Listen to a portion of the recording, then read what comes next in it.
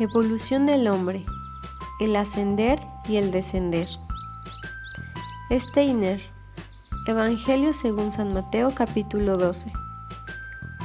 La característica de los 4 evangelios: el aura solar dentro del aura de la tierra, lo humano del Evangelio de Mateo.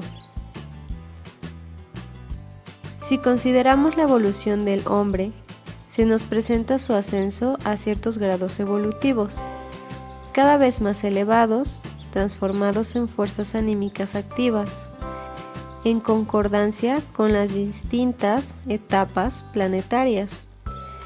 Vemos cómo el ser humano asciende, con la meta de llegar a un estado divino.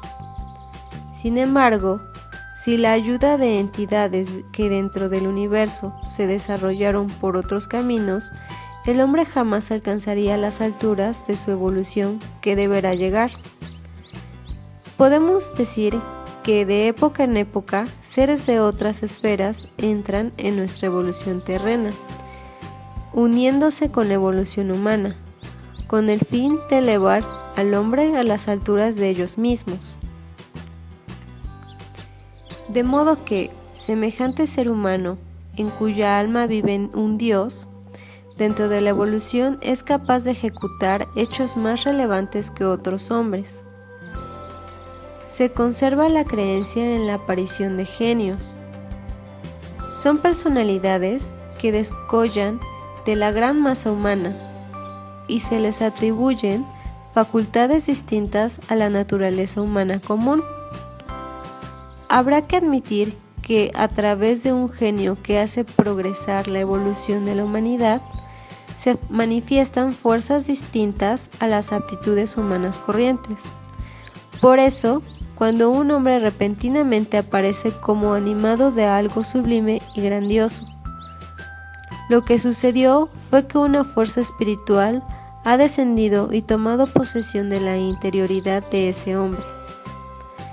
Dos cosas son posibles. Por un lado, el desarrollo humano hacia alturas divinas, y por otro, el descenso de entidades divino-espirituales en cuerpos o almas humanas, para realizar algo extraordinario en la evolución de la humanidad. Un ser divino debe unirse con un alma humana, compenetrándola totalmente. Si ahora volvemos a recordar nuevamente la separación de la Tierra del Sol, y si tenemos presente que el Cristo es la más sublime entidad de entre las que entonces dejaron la Tierra, podemos decir: hay entidades como el Cristo que solo en el curso del tiempo pueden extender su influencia sobre la Tierra. Zoroastro decía a sus discípulos: debéis tener presente que detrás de la luz solar física existe una luz espiritual. Como detrás del hombre físico está su parte astral, así también se halla el aura magna detrás del sol, y el sol físico es, en cierto sentido, el cuerpo luz de un ser que a su tiempo descenderá a la tierra. En este cuerpo luz se halla lo interior anímico que por la visión clarividente se hace perceptible. Como por el sonido se expresa lo anímico que le es inherente, así también por el aura solar transmite el verbo solar, es decir, el sol logos. Esto lo encontramos como en la fuente primitiva, en el antiguo Zoroastro, como sabiduría profética con respecto al advenimiento del aura solar del verbo solar. De época en época, los misterios transmitían estas profecías de la venida del sol logos, del verbo solar, profecía que siempre se mantuvo como la gran esperanza de los que dentro de la evolución de la humanidad aspiraban a lo espiritual superior. Y los iniciados del sol, que se unieron con la tierra y que en verdad eran los enviados del verbo solar, del espíritu de la luz solar, del aura del sol, pudieron dar las respectivas enseñanzas, cada vez más exactas. Eso fue la característica de uno de los aspectos de la tradición de los misterios. Por otra parte, el hombre debió aprender y también practicar el ascender hacia lo espiritual que desciende a la tierra. Pero en la época precristiana no se consideraba posible que el hombre, como débil individuo, pudiese llegar al grado de desarrollo necesario para unirse con el supremo ser solar, el Cristo. Es por esta razón que el Evangelio relata que en cierto modo hubo de recurrir a toda la substancia del pueblo hebreo con el fin de alcanzar la naturaleza de semejante hombre. Además, en el Evangelio de Lucas se describe que a través de 77 escalones se acrisoló lo más selecto de lo que se puede haber en un hombre terrestre con el fin de preparar el cuerpo para el Ser Supremo que debió descender a la tierra.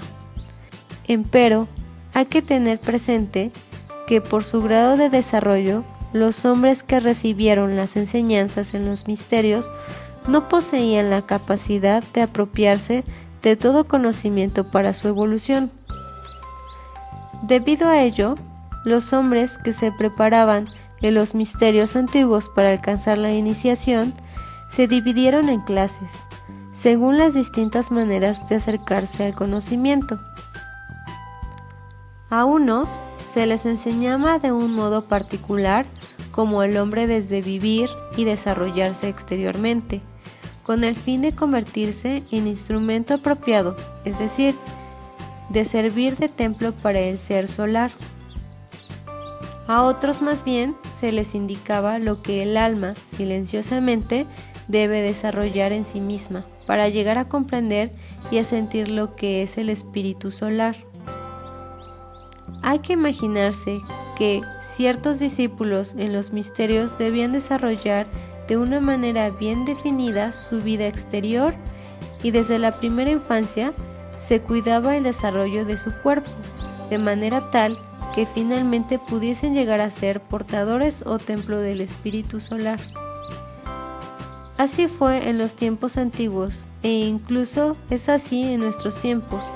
Si bien dentro de la concepción materialista no se nota, supongamos que se acerque el momento en que un ser superior ha de descender de esferas espirituales para dar a la evolución un nuevo impulso.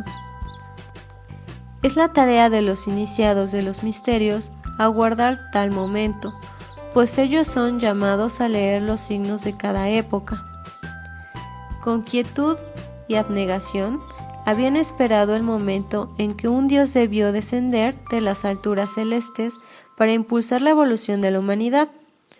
Pero también es tarea de los iniciados observar la humanidad del mundo exterior para ver si puede hallarse una personalidad apta de acoger en sí misma a tal entidad.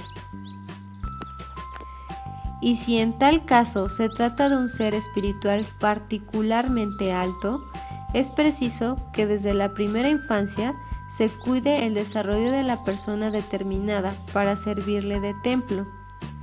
Esto se hace realmente sin que nadie se dé cuenta de ello. Pero después en la biografía de esos hombres se nota ciertas regularidades, las que a pesar de condiciones exteriores diferentes, evidencian determinadas similitudes. Efectivamente, en el curso de la evolución se encuentran entidades que hasta en la biografía exterior presentan cierta analogía e incluso los investigadores modernos se han dado cuenta de ello. En manuales comunes, aunque no los más profundos, hayan cuadros concernientes a similitudes en las biografías de tales personalidades. Son cuadros que se refieren a las biografías como por ejemplo de Gilgamesh de la antigua Babilonia, de Moisés, Jesús, San Pablo, etc. Para el pensamiento materialista, las similitudes resultan realmente asombrosas. Naturalmente, tales científicos llegan a la conclusión de que los respectivos mitos han sido copiados unos de otros, o sea que el autor de la biografía de Jesús habría copiado de la de Gilgamesh y que la de Moisés no sería sino la modificación de una antigua epopeya. Los genios también ostentan similitudes cuando se incorporan en el hombre. Hoy día, las biografías no se escriben desde el punto de vista espiritual. Si esto se hiciera, el genio de Goethe, por ejemplo, daría una notable semejanza con los genios de Dante, Homero y Esquilo. En vez de escribir las biografías en sentido espiritual, hoy día se compilan los datos insignificantes de la vida exterior de semejantes personalidades, pues esto es lo que más interesa a la gente. Al hablar de Cristo, se trata del descender más complicado. Mateo y Lucas se empeñaron en explicar la característica del desarrollo de ese hombre hacia arriba, hacia el ser solar. Mateo en cuanto a los cuerpos físico y etéreo, Lucas con respecto al cuerpo astral y el portador del yo. Marcos, en cambio, no se ocupa de lo que ascendía hacia el ser solar, sino que describe el aura solar, el aura magna, la luz espiritual que obra por todo el universo y dentro de la figura de Cristo Jesús. Por consiguiente, empieza con el bautismo en el Jordán, donde desciende la luz del universo. En el Evangelio de Juan se describe el alma del espíritu solar, el Logos, el verbo solar, lo interior. Es por ello que el Evangelio de Juan es el más íntimo de todos. Así, se dividen los hechos y se describe la entidad complicada de Cristo Jesús desde 4 puntos de vista. Los 4 evangelistas hablan de Cristo en Jesús de Nazaret, pero cada uno de ellos debe atenerse a su punto de partida, de acuerdo con su mirada clarividente que le permite describir tan complicada entidad.